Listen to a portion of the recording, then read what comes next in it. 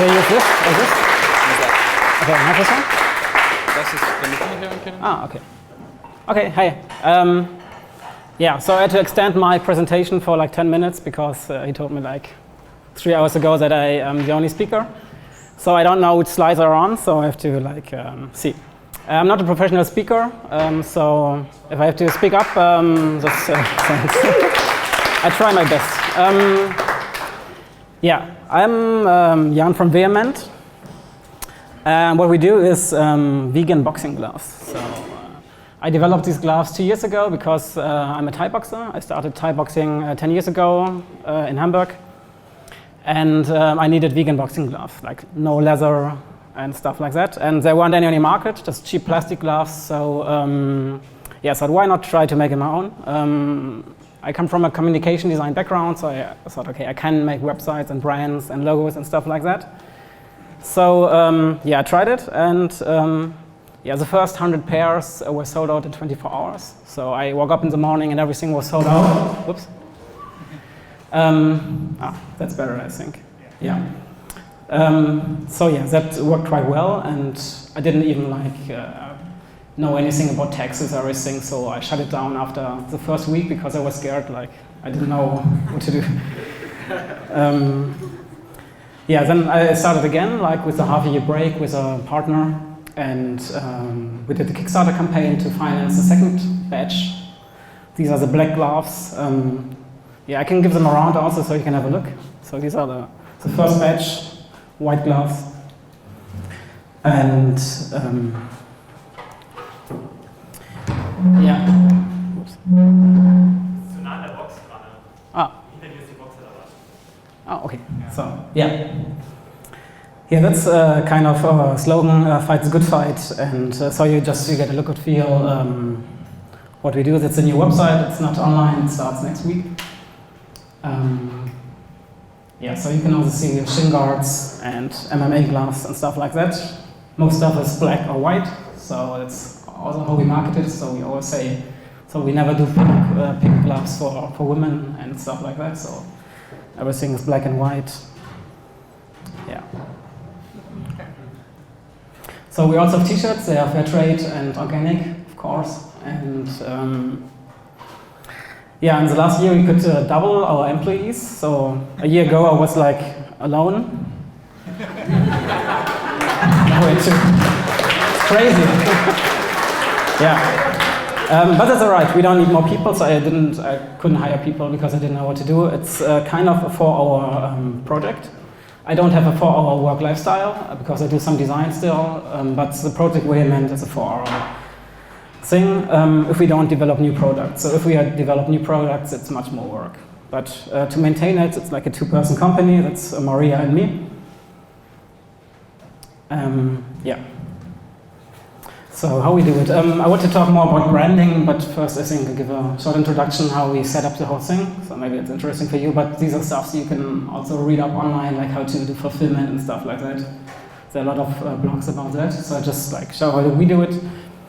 Yeah, we started with a warehouse in Berlin, and then we hired the fulfillment company Shipwire to do the shipping in London and Los Angeles. So we ship to Canada, USA, and Europe. So it's like pretty expensive, so we want to get rid of this whole fulfillment thing. Shipwire is a really big company, and we don't have so many products, so they're too big for us.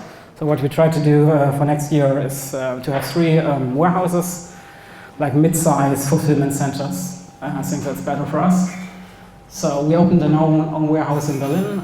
We will keep that. We will open one in Australia because we have a lot of customers from Australia. I don't know why, we never made any advertising there. But yeah, that's how it is. And we will have one warehouse in the States. So first, yeah, maybe to delete some prejudices against martial arts. What I do is Muay Thai or Thai boxing. It's pretty famous right now, so a lot of gyms are starting in Berlin, like a new gym is opening like every month in Berlin.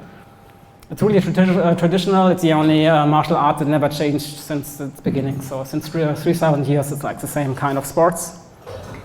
What we also do is mixed martial arts gear.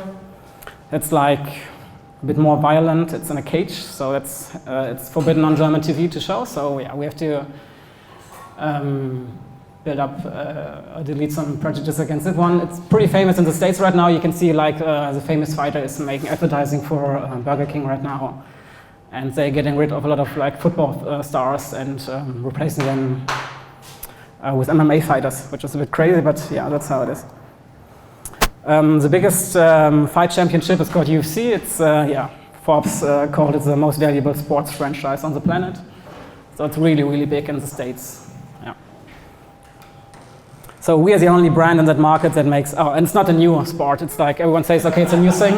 It's the oldest sport in the world. It's like from the first Olympic Games was part of it. It's called Pankration back then, and now it's called MMA. So yeah, we're a social enterprise. That means that making cash is not the most important thing for us. We also want to have some morals implied into that, so we don't have to grow at any cost. So what we do, we established the first fair trade factory in Pakistan. It's in Sialkot. It's like the biggest city on this planet that makes sports gear, because the British were there in the 60s and started to make cricket balls and footballs and everything there. So every sport gear you own is probably made in Sialkot, and there are like usually no working rules. Like 10 years ago or in the 90s, like child labor was forbidden, because in the Western countries, everyone said, okay, child labor is like the worst, we can't do that anymore, and they just forbid it, which is a good thing, but they still have to work, the kids, and now they are in the steel industry, so it's like a big problem there. And yeah, we try to make a difference there. We developed a new material. It's called battle skin. It's kind of artificial leather. It's plastic glued to a special kind of fabric. It's really strong, so it's as strong as leather, kind of. Like the CO2 emission is way, way smaller than leather. Tearing strength is a little bit lower, but the overall durability is kind of the same. So the problem with boxing gloves is that the padding breaks after 1 year. So it doesn't matter if it's leather or artificial leather. So we can market them like it's really durable. And yeah, we also share our profits with the Wolf Conservation Center in New York. So $2 or $3 of every product we sell is donated. Yeah, and we're the only company that doesn't use poly bags for their martial arts gear, so it's all in recycled card boxes. So these are just like the small things we do to try to make it like a social business. It's still more to do. We really want to get rid of the artificial leather thing, because it's still based on oil, so we can't market it as organic. But right now we don't have an option to change that. So we are like putting some money into that, but it's a long way. So that's just a short introduction of what we do. I want to talk about branding, because I think that's the most important asset for us. All the other stuff is like, yeah, you can read it, how to do fulfillment and everything. But I think we created a pretty special and nice brand. And yeah, that's a pretty famous quote. People don't buy what you sell, they buy what you stand for. Yeah, and the thing is, in the beginning, I was always scared, like when we started with Vehement, that another big company will just copy it and put another vegan gloves on the market, and we don't have any chance. So I had no idea how to prevent that. And yeah, branding is kind of the key for that, because when you have a brand and when you stand for something, nobody else can like take that from you. So if another company comes and make vegan boxing gloves, we don't care, because we have like this image right now and the branding. So that's like maybe a TED Talk you all know. It's, if you don't know it, just look it up. A lot of the stuff we use for Vehement is from this TED Talk. It's pretty straightforward and pretty famous. What he does is talking about the golden circle. And usually what companies do is this outside-in marketing. So they say what they do, like selling computers. Sometimes they tell you how they do it. They like using nice materials and having good quality and stuff like that. And really few tell you why they do that. So he takes the example like with Apple computers. They do it like the other way around. They say, okay, we want like that people have really nice devices, so they can like use them and fulfill their dreams. So that's like why they do that. Then they say, okay, we have this nice materials, we have this good quality, And then they talk about the price and the material and everything. But it's this inside-out thing that works best. So if you have something that you stand for, you can use that and nobody can take that from you. And this is like also really interesting. Like forget the left and right brain side stuff, like left is for creativity and right is for numbers. That's like outdated, but what is kind of true, it's really simplified here. But like in the basic, in the middle of the brain, decisions and emotions and ideas and beliefs are processed. And all the other stuff like facts and pros and cons of a product, like price and quality, or speech, or unique selling points, all this stuff is on the outer side of the brain. So this is pretty interesting because it shows how important it is, or why it's important to have to stand for something, to share the beliefs of your customers, and to use emotions. And you can talk a lot about price and quality. Nobody will believe you anyway. And prices, it's like, that's not like the main point for a lot of people to buy a product. For some it is, but not for the people that you really want. And like waiting outside for nights to get a new iPhone or something, it's like really not rational. These are people that really share the beliefs and really want the product because they believe in the company. And that's like important thing. Like 2.5% of the population innovate products. So these are like people like you. And 30.5% are early adopters, and these are the people that you really want to get. And these are the people that don't care about price or quality. These are the people that really have a lifestyle and want products for that. And if it costs a lot, it doesn't matter for them too much. So, and you can never get the mass, or even not the early mass, if you don't have the early adopters. The early mass always waits for the early adopters. So you can't skip that step. You always have to get the 13% of really like people that have blogs or have websites and stuff like that, because these are like important people. And they, as I said, they want to have a product they can believe in.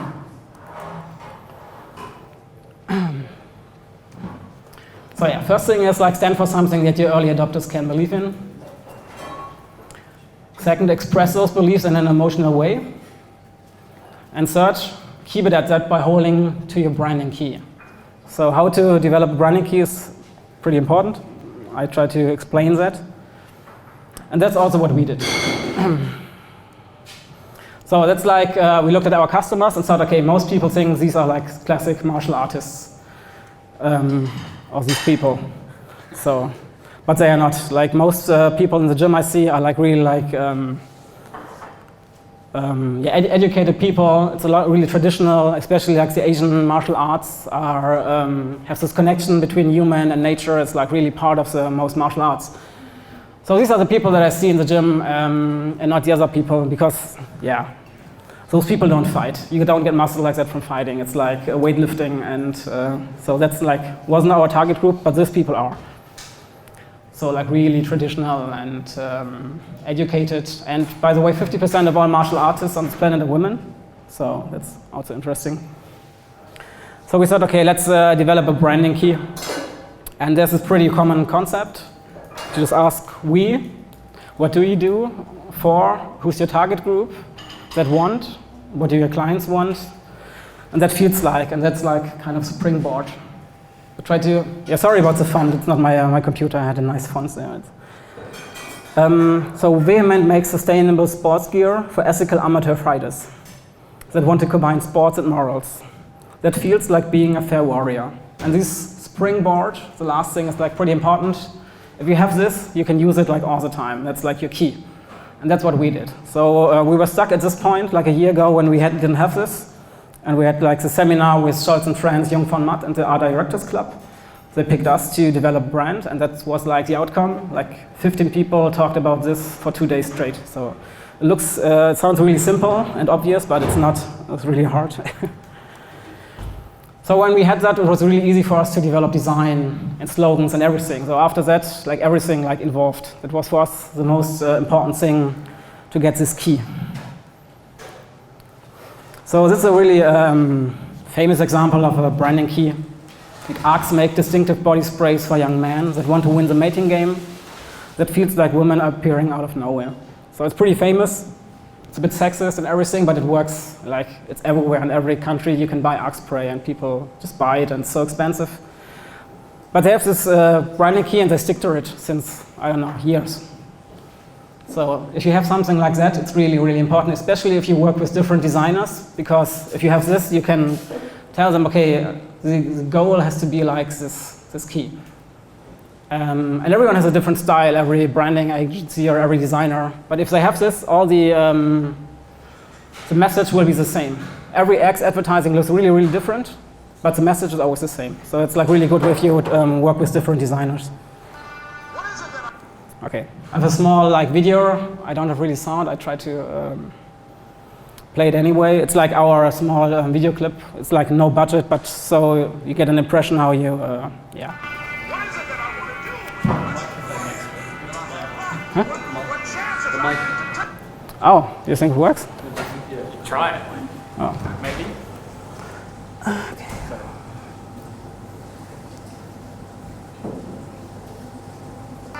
What is it that I want to do with the rest of the life that I have left? What chances I need to take? What risks do I need to begin to embrace? What fears do I need to step on? What areas of my life am I dead right now? What dreams? You know, when you say I'm sick and tired of living like this, there's got to be more.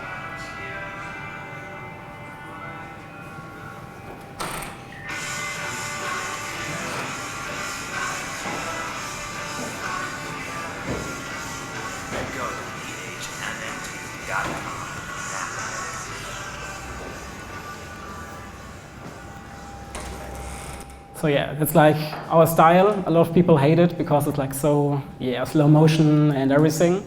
But for us, this worked like really good. And our customers really like it. So stuff like this is shared a lot. So and that's what I said, like when you have this branding key, everything gets really easy about your design. And if you stick to that, it's like, yeah, really good. So as a conclusion, USP is like not the best thing to build a brand on. Like our USP was this veganism, and that's like the only thing we communicated in the beginning, like we are vegan.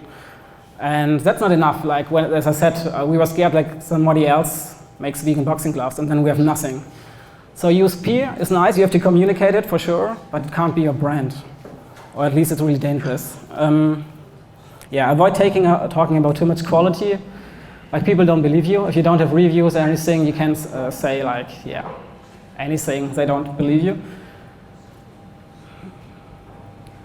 Yeah, also like certificates. We're like really happy when we had like this organic and vegan certificates, but it's just a reason to believe. Also not the core of your brand. Also the price. Like don't talk too much about the price. It's like, as I said, the early adopters don't care too much about it, so it's really boring.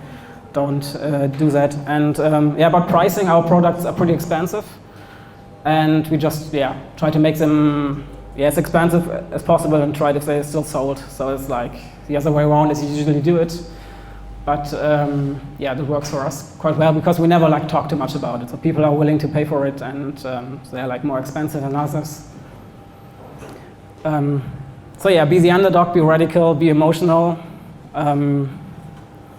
Yeah, on the other hand, don't be too inspirational without values. So you can't make like advertising in slow motion and everything, or quotes if your company isn't built on that. So try really to find what you really stand for, and people will believe.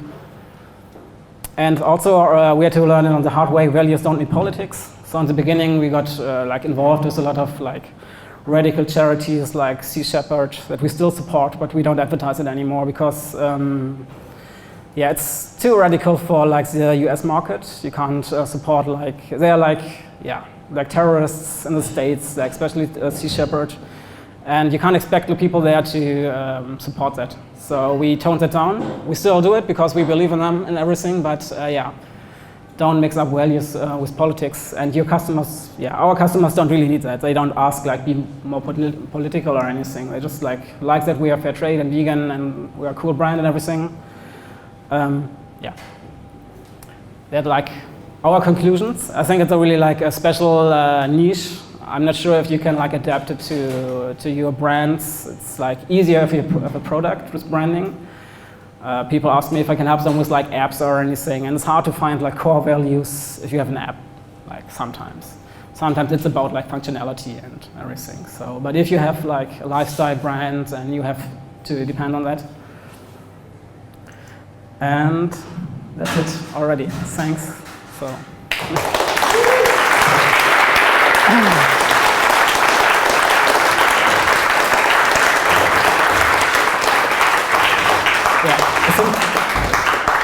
Thank you.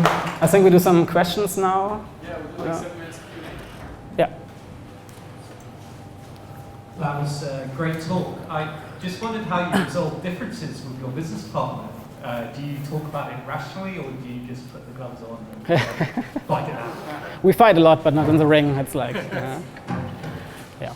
We're a really peaceful company, and yeah, she does her own thing. It's like this holacracy model. So she's like in charge of taxes and money and everything, and I'm in charge of branding and design. So yeah, no many reasons for fight, but yeah. I may just, I repeat it. Okay, so I noticed one problem I always have is to empathize with these early adopters, because like I'm totally not a person. For me, price matters a lot. So what can you recommend to just go into the mind of these people? Like the early adopters. Yeah. How to speak to them. Okay. What do you mean? How to talk to the early adopters? Just how to get them, how to understand them, how to get an understanding of that mindset, because I don't have it. I think like this value thing is like a good point. So like values, like morals, it's always a thing. Like yeah, this is like fair trade thing is kind of moral, but it could be other things. I don't know. It's like living a free lifestyle. It's like all these moral, emotional things. Like the difference of pricing and quality. Everything what's not pricing and quality is kind of like more emotional values. But it's like hard to find for some brands. And then it's hard to talk to the early adopters. That's true. Yeah. How did you find the initially how did you find the early adopters? How did you spread the word? Yeah, we were pretty lucky with the early adopters.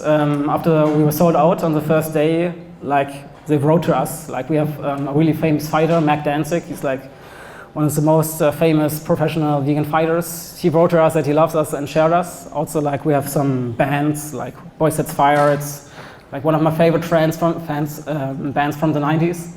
They wrote to us and said, "Hey, we're going a big tour with millions of people. We wear your T-shirts and the videos and stuff like that." So it's always like nice when these people come to you.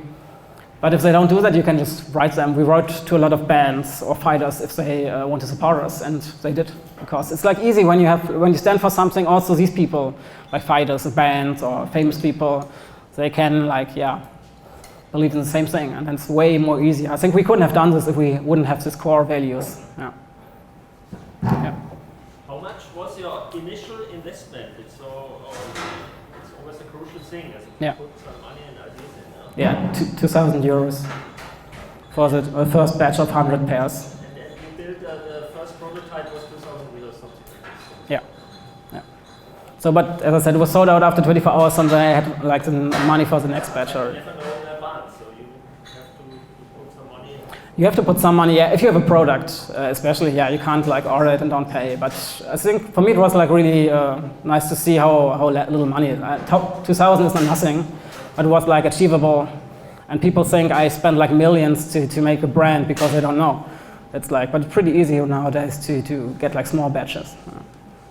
Yeah. I saw that if there are similar products on the market, you need a USP. So from two products, if you are alone, you don't need. So can you explain, you say that the USP is not the core of your brand? Yeah, it is important. So without our USP, it would be really hard for us. But what I mean with that, it's like not the most important thing or not the only thing.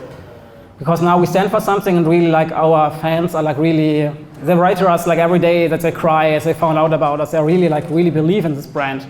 And even if we don't have these USPs anymore, or not the only brand who makes this, they still would have this feeling towards us.